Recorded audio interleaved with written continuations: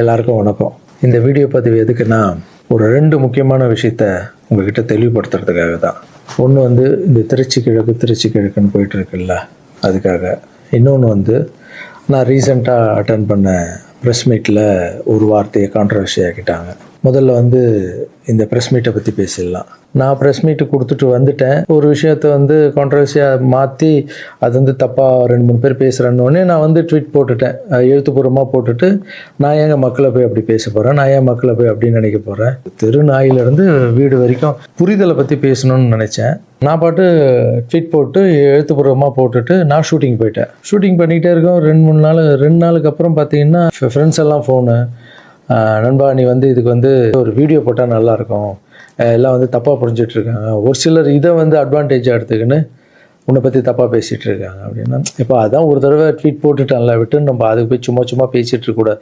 தப்பு நம்ம பண்ணால் பரவாயில்ல, நம்ம தான் பண்ணலையே அப்படின்னு விட்டாச்சு. அதுக்கப்புறம் என்னுடைய ட்ரஸ்ட் குழந்தைங்கள்லாம் ஃபோன் போட்டு, நம்ம படிக்க வச்ச குழந்தைங்க அங்கங்கே வேலை பண்ணிகிட்டு இருக்காங்கல்ல, அங்கிள் நீங்கள் இதுக்காக ஒரு வீடியோ போடுங்க ப்ளீஸ், இது ரொம்ப தப்பாக போய்ட்டுருக்கு அப்படின்லாம் பேசினாங்க. என்னடா இது எல்லாம் அப்படி சொல்கிறாங்களே அப்படின்னு பார்க்கும்போது, வீட்டுக்கு போனால் வீட்டில் அம்மாவும் அப்செட்டில் இருக்காங்க. இதுக்கு தான் நான் ஒன்று அரசியலுக்கு போவானு. நான் ஐயோ இது ரொம்ப தப்பாக இருக்குது போல்.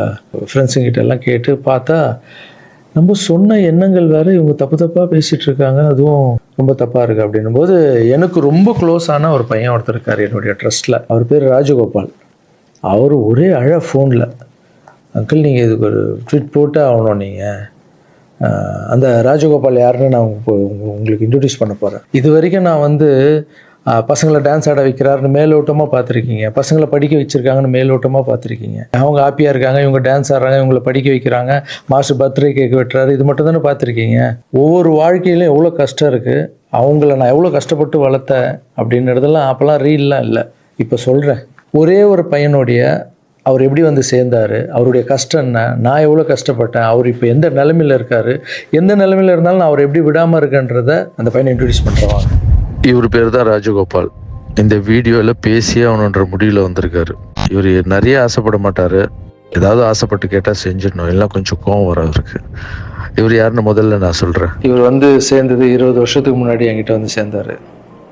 எப்படி தெரியுமா சேர்ந்தார்? நைட் நான் படுத்துட்டு இருக்கேன், ஒரு 11 மணிக்கு சொல்கிறாங்க, கீழே உங்கள் வீட்டு கீழே யாரோ ஒருத்தர் வெயிட் பண்ணுறாங்க சார், உங்களை பார்க்கணும் அப்படின்னு சொல்கிறாங்க. இல்லைங்க 11 மணி ஆயிடுச்சு, காலையில் வர சொல்லுங்க அப்படின்னு. ஒரு சிலர் படிப்புக்கு ஹெல்ப் கேட்டு வருவாங்க, இந்த ஆர்ட் ஆப்ரேஷன் ஹெல்ப் கேட்டு வருவாங்க அப்படின்னு நினச்சி, சரி படிப்புக்காக தான் வந்திருப்பாங்க நான் நினச்சிக்கிட்டு காலையில் வர சொல்லுங்கன்னு சொல்கிறேன். இல்லை அப்பா அம்மா இல்லை, யாருமே இல்லை, ஊர்லேருந்து உங்களை நம்பி வந்துட்டாராம், ஸோ உங்களை பார்க்கணுன்னு வெயிட் பண்ணுங்கிறார். கீழே போய் பார்த்ததும் தான். அப்போ இவர் கொஞ்சம் நடப்பார், நல்லா நடப்பார். கொஞ்சம்னா பெண்டாய் நடந்து போய் வர அளவுக்கு இவரால் முடியும். போய் பார்த்தேன், அப்படியே கண்ணில் அப்படியே தண்ணி, அப்படியே கலங்கி என்னை அப்படியே கட்டி பிடிச்சார் 20 வருஷத்துக்கு முன்னாடி இவர். ஸோ அந்த அணைப்பிலே எனக்கு ஃபீல் ஆச்சு, இது வலி உள்ளே ரொம்ப இருக்குது, அவருக்குள்ளே நிறைய வலி இருக்குதுன்னு என்னால் ஃபீல் பண்ண முடிஞ்சது. ஏடாக நானும் உட்காந்து கேட்டேன், இல்லை சார் எனக்கு அப்பாவும் இல்லை அம்மாவும் இல்லை யாரும் இல்லை, என்னால் கொஞ்சம் தான் நடக்க முடியும், எனக்கு நீங்கள் உங்களை பற்றி கேள்விப்பட்டேன் சார், நான் இங்கேயே உங்கள் கூடவே தங்கிக்கிறேன் சார், உங்களை பற்றிலாம் நான் படிச்சிருக்கேன் சார், எனக்கு அப்பாவா அம்மாவா இருந்து நீங்கள் என்னை பார்க்கணும் சார் அப்படின்னு. அந்த நைட் டைமு, அவருடைய பேகு, நடக்க முடியாத ஒரு சூழல் அப்படியே பார்த்து, அப்போ தான் நான் ஆரம்பித்து, சின்ன குழந்தைங்க இருக்காங்க, பெரியவங்களை எப்படி சேர்த்துக்கிறது உள்ள, குழந்தைங்க கூட போய் எப்படி நம்ம இவங்களை மிக்ஸ் பண்ணுறது, இந்த டவுட்டெல்லாம் இருக்குது மைண்டில், இதெல்லாம் ஓடுது. எல்லாம் சின்ன பசங்களாக இருக்காங்க, இவர் பெரியவராக இருக்கார், எப்படி உள்ள இதெல்லாம் போயிட்டு இருக்கும்போது கூட யோசனை பண்ணிகிட்டே இருக்கேன். பட் எது நடந்தாலும் இல்லை, கடவுள் அமைச்சிருக்காரு, அவ்வளோதான், சேவையே கடவுள், வாங்கண்ணா பார்த்துக்கலாம் அப்படின்னு அவர் அப்படியே உள்ளே கூப்பிட்டு போய் ஃபஸ்ட் டைம் சாப்பாடு போடுறோம் வீட்டில். அந்த பசியில் அவர் சாப்பிட்டது அதெல்லாம் கூட இன்னும் கூட எனக்கு ஞாபகம் இருக்குது. அந்த பசியில் சாப்பிடும்போது கண் கலங்கிட்டே இருந்தார், அவ்வளோ பசியில் இருந்தார் அவர். ஸோ இவருக்கு கீழே ஒரு ரூம் கொடுத்து, ஆஃபீஸ்க்கு போகிறதுக்கு முன்னாடி கீழே ஒரு ரூம் கொடுத்து, இவருக்குன்னு ஒரு செப்பரேட் ரூம் கொடுத்து, குழந்தைங்கள்லாம் உள்ளே இருப்பாங்க, இவர் மட்டும் ஆஃபீஸ்க்குள்ளே போகிறதுக்கு முன்னாடி ஒரு ரூம் கொடுத்து, இங்கே தங்குங்கன்னொடனே அவர் அழுது எல்லாம் பயங்கர ஹாப்பியாக ஸ்டே ஆகிட்டார். அப்புறம் பார்த்தீங்கன்னா அப்படியே காலம்போது என் கூடவே இருக்காரு, ஹாப்பி, எல்லாமே மறுபடியும் இம்ப்ரூவ் ஆயிடுச்சு. ஒரு 3-4 வருஷத்துக்கு அப்புறம் ட்ரஸ்ட்டுக்கு நிறைய பேர் போகிறது இதெல்லாம் இருந்தது. அப்புறம் ஆஃபீஸில் உட்காரணுன்னா இவர் ரூம் பக்கத்துலேயே இருந்ததால் நான் என்ன சொன்னேன்னா, கண்ணா நம்ம ரூம் நம்ம மேலே மாற்றிக்கலாம், ஏன்னா ஆஃபீஸ் இருக்குது, உங்களுக்கும் தூங்கணும், டிஸ்டர்ப் ஆகும், நிறைய க்ரௌடு வந்துட்டு போகிறாங்க அப்படின்னு கேஷுவலாக, நம்ம பிள்ளை தானே, நீ மேலே எடுத்துக்கிடா கண்ணா அப்படின்னு சொல்லிட்டு போயிட்டேன். திடீர்னு நைட்டு ஃபோன் வருது, ராஜகோபால் கழுத்தை அறுத்துக்கிட்டாரு, அவருக்கு ரத்தம் ஊற்றுதுன்னு. என்னன்னு புரியல. நானும் ஒய்ஃபு எல்லாம் பதறிச்சுட்டு ஓடணும். போய் பார்த்தா ஒரு பிளேடில் எடுத்து கழுத்தை அறுத்துட்டு இருக்காரு. என்னன்னு ஒர்க்கர்ஸ் கிட்ட கேட்டால் அவங்க சொல்கிறாங்க, இல்லை நீங்கள் கீழே ரூம்லேருந்து மேலே மாற்றிட்டீங்களா அப்படின்னு. பார்க்கறதுக்கு தான் இவர் விளையாட்டு பிள்ளை மாதிரி இருப்பார், அமைதியாக இருப்பார். பயங்கர வால் இது. உடனே நைட்டு ஹாஸ்பிட்டலுக்கு அந்த சூழலை கொஞ்சம் நினச்சி பார்க்கல. இதெல்லாம் இல்லாமல் நான் நார்மலாக நிம்மதியாக படம் பண்ணணுமா, வந்தோமா, எக்ஸசைஸ் பண்ணணுமா, தூங்கணுமா அப்படின்னு நான் இருந்திருக்கலாம்ல. மக்களுக்கு ஏதோ ஒன்று பண்ணணும் தானே. இந்த ஒரு பையனுக்கே எப்படி நைட்டெல்லாம் போய் ஹாஸ்பிட்டலில் உட்காந்து அவருக்கு என்ன ஆகுமோ ஏது ஆகும்னு பயந்து, அதுக்கப்புறம் கூப்பிட்டு வந்து எதுவும் ஆகலன்னு கண்ணா இப்படி பண்ணாதுன்னா அதுக்கப்புறம் தான் அவரே புரிஞ்சுக்கிட்டார். ஒரு மாதம் மேலே இருந்தவொடனே, ஆமாம் மாஸ்டர் கீழேன்னா எல்லாம் வந்துட்டு போவாங்க, எனக்கு தூக்கமே இருக்க, மேலே நிம்மதியாக இருக்கு மாஸ்டர், ஹாப்பியாக இருக்குன்னு. இந்த மாதிரி பசங்களுக்கு டக்குன்னு கோவம் வந்துடும். அதை புரிஞ்சுக்கணும். இந்த ஒரு பையனுக்கே இந்த ஸ்டோரி இருக்குது. அதுக்கப்புறம் இவர் என்ன பண்ணார், நல்லா நடந்திருந்த பையன் வெளியே போவாதுன்னு சொன்னால் என்ன கேட்காம ஏதோ வெளியே போயிருக்கார். ஏதோ ஒரு இடத்துல போய் விழுந்து பேக் போனும் அடிபட்டுருச்சு. அவ்வளோதான், ஆப்ரேஷன் பண்ணாதான் இவரால் உட்காரவே முடியும்னு சொல்லிட்டாங்க. சரி, ஒரு ஹாஸ்பிட்டல் நான் டிசைட் பண்ணி ஆப்ரேஷன் போனாலும் நான் இந்த ஹாஸ்பிட்டல்லாம் ஆப்ரேஷன் பண்ணிக்க மாட்டேன், நான் காவேரி ஹாஸ்பிட்டலில் தான் ஆப்ரேஷன் பண்ணிக்கன்னு சொன்னார் அவர். ஏன்டா அது காவேரி ஹாஸ்பிட்டலில் அந்த டைமில் வந்து கலைஞர் ஐயா இருக்கார்ல, அவர் வந்து அந்த ஹாஸ்பிட்டலில் உடம்பு சரியில்லாமல் இருந்தார். இவர் அந்த நியூஸ்லாம் பார்த்துட்டு காவேரி ஹாஸ்பிட்டல் தான் சிஎம்லாம் இருக்காங்கல்ல, அதான் பெரிய ஹாஸ்பிட்டல், அங்கே தான் எனக்கு வேணும் அப்படின்னு. என்ன பண்ணுறது, தம்பி போல புள்ள மாதிரி வந்துட்டாரு. அதே காவேரி ஹாஸ்பிட்டல் கூட்டு போய் அங்க ஒரு டாக்டர், டாக்டர் பேர் என்ன கண்ணா? ஷாம் சுந்தர் டாக்டர். இப்ப கூட போய் பார்த்துட்டு வந்தீங்கல்ல? இப்ப கழுத்துக்கு அவர் ப்ராப்ளம், இப்ப போய் பார்த்துட்டு வந்திருக்காரு. உங்களுக்கு ஆபரேஷன் எத்தனை நாள் ஆச்சு, எத்தனை வருஷம் ஆச்சு? 5 வருஷம் ஆச்சு. 5 வருஷம். 5 வருஷத்துக்கு முன்னாடி அந்த காவேரி ஹாஸ்பிட்டலே போய் இவருக்கு ஆபரேஷன் பண்ணி, இதெல்லாம் பப்ளிசிட்டி பண்ணணும்னு சொல்லியிருந்தா கீழே விழுந்தது போட்டிருக்கணும், ஆப்ரேஷன் டாக்டர் எப்படி பண்றாருன்னு போட்டிருக்கணும். ஆப்ரேஷனுக்கு அப்புறம் என்ன தெரியுமா நடந்தது? அதுதான், ஆப்ரேஷனுக்கு அப்புறம் இவரால் நடக்க முடியாது, ஒரு ஆளை போட்டு தான் பார்த்துக்கணும்னாங்க. அப்புறம் இவருக்கு ஒரு அம்மா வேலைக்கு ஆளை போட்டோம் இவரை பார்த்துக்கிறதுக்கு வீட்டில். இதெல்லாம் என் சொந்த வீட்டில் வளர்க்குறேங்க, நான் ஃபஸ்ட்டு வாங்கின வீட்டில் வளர்க்குறேன். ஆமாம், இதெல்லாம் என்ன சர்வீஸ்? மக்களுக்காக பண்ணுறது. மக்கள் பணத்தால் தான் நான் நல்லா இருக்கேன். மக்களை போய் நான் தப்பாக பேசுறேன்னு சொன்னோன்னே வலிச்சிருச்சு. எங்கள் அம்மாவே வீட்டுக்கு போகிற அழுதுட்டாங்க, இதுக்கு தான் நீ அரசியலுக்கு போவானான்னு சொன்னேன். ஒரு பையனுக்கு எப்படின்னா, எத்தனை ஃபிசிக்கல் சேலஞ்சை நீங்கள் பார்த்துருப்பீங்க, என்னெல்லாம் நடந்திருக்கும் என் லைஃப்பில். அதை விட 60 குழந்தைங்களுக்கு என்னென்ன ப்ராப்ளம். ஒரு குழந்தைக்கு கொரோனா வந்து எல்லா குழந்தைக்கும் கொரோனா வந்து. இப்போ தான் வந்து ட்ரஸ்ட்டில் எல்லா பசங்களும் பெருசாகிட்டாங்க, ஒரே ட்ரஸ்ட்டில் இருக்கக்கூடாதுன்னு பசங்க அங்கங்கே படிக்க வச்சு அவங்க பாட்டி வீட்லேயே அங்கங்கே இருக்காங்க. இப்போது ஒரு வாரத்துக்கு முன்னாடி தான் ஃபாதர்ஸ் டே வந்தது. நான் வளர்த்த குழந்தைங்க எல்லாரும் எனக்கு வந்து செலிப்ரேட் பண்ணுறாங்க. இன்னும் நம்ம இங்கே தானே வளர்ந்தோம், அப்பா தானே வளர்த்தாருன்னு என்னை பார்த்து இந்த பூச்செண்டு கொடுக்கும்போதெல்லாம் எனக்கு அவ்வளோ ஒரு சந்தோஷம். அதனுடைய அன்பு பார்த்தீங்கல்ல, யாருக்காவது கிடைக்குமா? ஸோ இதெல்லாம் மக்களுக்கு மேலே வச்சுட்டு இருக்க அன்பு மட்டும்தான். நீ பேசணுமா? என்ன பேச போற? அதான் நான் அங்கிள் சொல்லிட்டேன் உன்னை பற்றி எல்லாமே. இல்லை, நான் கொஞ்சம் உண்மையாக சொல்லணும். சரி சொல்லு. இது வந்து யார் நம்ப மாட்டாங்க. இப்போ நான் வந்து பாதிக்கப்பட்டவன். சரி சொல்லு. நீங்க எப்படி பார்த்துட்டீங்கன்னா அந்த கடவுளுக்கும் எங்கள் அம்மாவுக்கு தான் தெரியும். இது நான் வந்து மக்கள் மாதிரி உங்களுக்கு நான் உண்மையாக சொல்லுவேன்.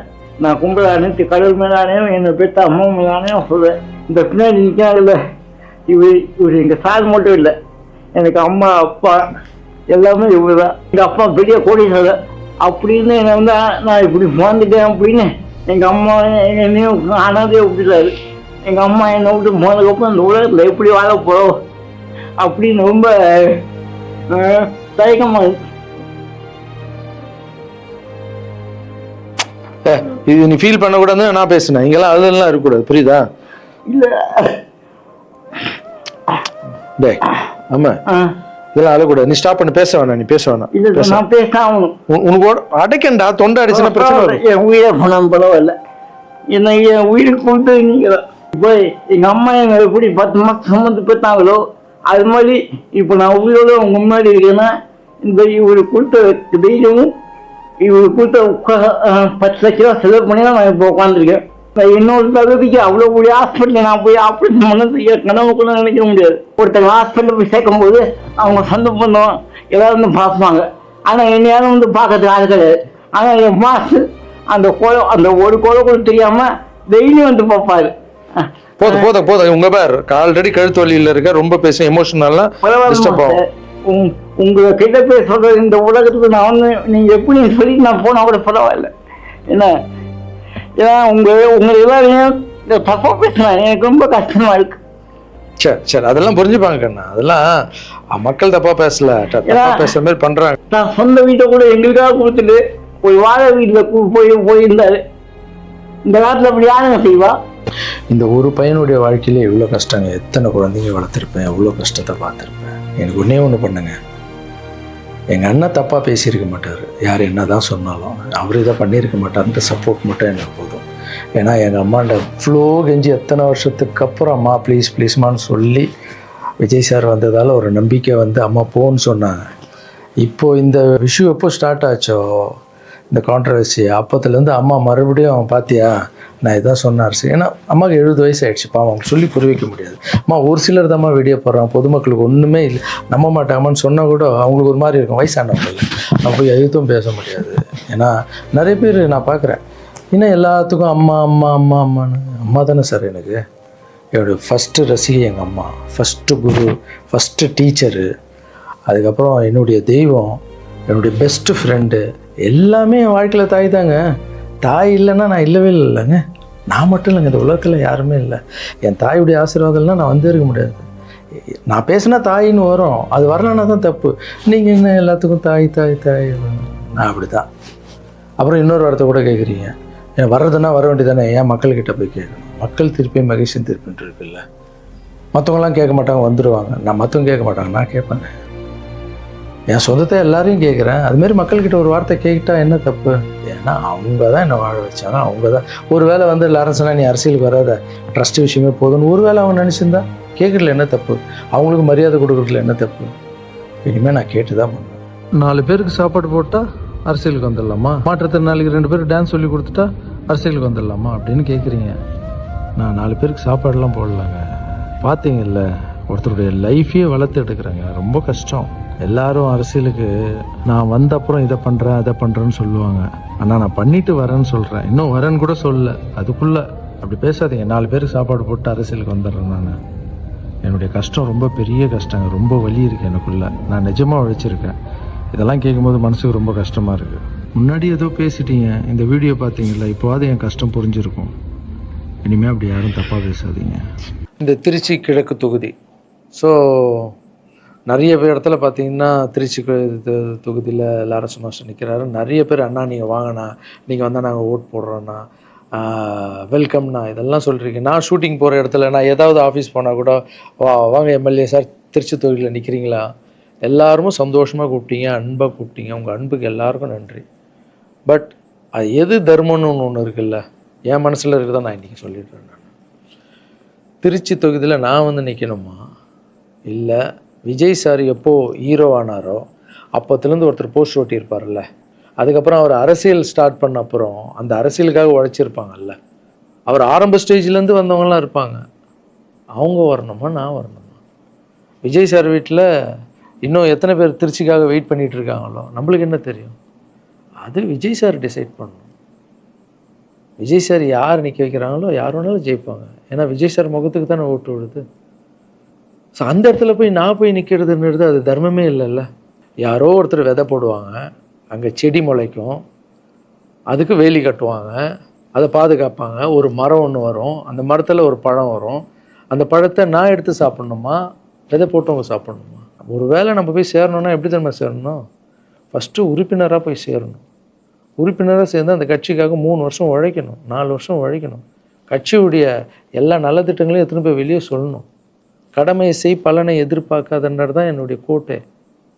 உழைக்கணும். அப்புறம் கட்சி மேலிடம் பார்த்து சிஎம் பார்த்து நல்லா உழைக்கிறாங்க ஒரு போஸ்ட்டு கொடுத்தா அந்த போஸ்ட்டில் நம்ம இருந்து என்ன பண்ணணுமோ அதை பண்ணணும். அது தர்மம். நான் ஃபஸ்ட்டு என்னுடைய நிலைப்பாடை சொல்கிறேன். நான் எதுக்கு அரசியல் வந்திருக்கேன், ஏன் வந்திருக்கேன், யார் கூட போக போகிறேன் அப்படின்றத இன்ஃபார்ம் பண்ணுறேன். ஒரே ஒரு விஷயம் அவர்கிட்ட ஹெல்ப் கேட்க போகிறேன், எனக்காக இல்லை. எப்படி நம்ம ஹெல்ப் கேட்க போகிறேன்? கலைஞர் ஐயா இருந்தார், அவர் இருக்கும்போது நான் ஒரு சில குழந்தைங்கிட்ட ஆப்ரேஷனுக்கெல்லாம் ஹெல்ப் கேட்டேன், அவரும் பண்ணார். அதுக்கப்புறம் உதயநிதி ஸ்டாலின் சார் அவர்கிட்ட இப்போ தான் லேட்டஸ்ட்டாக ஒரு 2 மாதத்துக்கு முன்னாடி என்னுடைய மாற்றுத்திறனாளி பசங்க மல்லர் கம்பம் கற்றுக்கிட்டாங்க. மல்லர் கம்பம்னா ஒரு கட்டையை வச்சுட்டு அதுக்குள்ளே டான்ஸ் ஆடுறது கஷ்டப்பட்டு கற்றுக்கிட்டாங்க. அவங்களுக்கு ஷோஸ் எல்லாம் வேணும்னு அவர் நம்பர் என்கிட்ட இல்லை, கேட்டு வாங்கி ஒரு வீடியோ அனுப்பிவிட்டேன், அவ்வளோதான். அவர் என்ன பண்ணார்னா ஸ்டாலின் சார் சிஎம் சாருக்கு இதை அனுப்பி கேட்டு ஒரு வாரத்தில் சிஎம் சார் முன்னாடி ஆட வச்சுட்டாங்க. ஸோ அவங்கெல்லாம் அப்படி பண்ணியிருக்காங்க. அப்புறம் அன்புமணி ராமதாஸ் சார் பண்ணியிருக்காரு. நிறைய குழந்தைங்க ஆப்ரேஷன், அவர் ஹெல்த் மினிஸ்டராக இருக்கும்போது, நீங்களே நடிகராக இருக்கும்போது நான் ஒரு குழந்தைய கூப்பிட்டு வந்தேன், நீங்களே உங்கள் சொந்த காசு போட்டு ஆப்ரேஷன் பண்ணி அந்த குழந்தைய காப்பாற்றி கொடு. நடிகராக இருக்கும்போதே ஒரு குழந்தைய காப்பாற்றிங்க, இப்போ சிஎம் ஆகிட்டீங்க, தைரியமாக வந்து உரிமையோடு கேட்பேன், ஒரு 1000 குழந்தைக்கு பண்ணு. 1000 என்ன, நீங்கள் நினச்சா என்ன வேணால் பண்ணலாம் உங்கள் மினிஸ்டர்ஸ் கிட்ட சொல்லி. அது உரிமையோடு வந்து நான் போய் கேட்குறதில்ல, நியாயம் இருக்குது. அது சிஎம் பண்ணும்போது அதை வெளியே வந்து சிஎம் எனக்காக என் நண்பர் வந்து இத்தனை ஆப்ரேஷன் பண்ணார், இத்தனை குழந்தைங்க இந்த ஹெல்ப் பண்ணாருன்னு அப்போ பெருமையாக சொல்லிக்கலாம். நம்ம அதுக்குன்னு ஃபீல் பண்ணுறாதீங்க, அண்ணன் அரசியலுக்கு வரமாட்டார் போல். திருச்சி கிழக்கில் தான் நிற்கலன்னு சொன்னேன், அதுதான் தர்மம் இல்லைன்னு சொன்னேன், வேற எங்கேயும் நிற்கலன்னு சொல்லல. நிற்போம் பொறுமையாக, அடி மேலே அடி எடுத்து வச்சு. அவசரப்பட்டு என்ன இது சீக்கிரம் வாங்கலாம் அப்படின்னு சொல்கிறேன். என்ன காய்கறி கடையாக போய் வாங்குறதுக்கு? இவ்வளோ நாள் நம்ம உழைச்சி காப்பாற்றி வச்ச பேரெல்லாம் ஒருத்தருக்கு போய் சரண்டர் பண்ணிவிட்டு அவங்களுக்காக உழைக்க போகிறோம்னா அங்கே நம்மளுக்கு சீட்டு வேணாம், எதுவும் வேணாம், மரியாதை. எங்கே நம்மளுக்கு மரியாதை நல்லா கிடைக்குதோ, யார் கூட போய் சேர்ந்தால் மக்களுக்கு நல்லது நடக்குமோ எல்லாம் திங்க் பண்ணி அழகாக பண்ணுவோம். ஏதோ ஈஸியாக கிடைக்குதுன்னு எம்எல்ஏ சீட்டில் வந்து உட்காந்துக்கிட்டு, இல்லை மினிஸ்டர் சீட்டில் உட்காந்துன்னு பதவி அனுபவிக்கிறதுக்காக வருவேன்னா, என் சுயநலத்துக்காக வரேன்னா, இல்லை மக்கள் பின்னாடி வந்து நிற்கிறேன்னா, மக்கள் பிரச்சனைக்காக நான் வரேன். மக்கள் பிரச்சனைக்கு வர்றது தானே இங்கே கரெக்டான ஒரு விஷயம். இப்போ ஏதோ ஆசைக்கு ஏதோ கூப்பிட்றாங்க, அப்போ நம்ம போயிட்டு பதவி அனுபவிக்கலான்றது தப்பு இல்லைங்க. அதுதான் என்கிட்ட ஆல்ரெடி இருக்கேன், நான் சந்தோஷமாக தானே இருக்கேன், என்கிட்ட எல்லாமே இருக்கேன். மக்கள் பிரச்சனைக்காக நம்ம வந்து எங்கே போகணும், யார் கூட போகணும், எப்படியாப்பட்ட அரசியலை கையில் எடுத்தால் மக்களுக்கு நல்லது நடக்கும்ன்றத நல்லா திங்க் பண்ணி பொறுமையாக நானே உங்களுக்கு இன்ஃபார்ம் பண்ணுறேன். 2 படம் போயிட்டு எவ்வளோ சீக்கிரம் சொல்ல முடியுமோ நான் உங்களுக்கு சொல்கிறேன். தேங்க்யூ. சர்வீஸ் இஸ் காட் மாற்றம், சேவையை கடும். பாய்.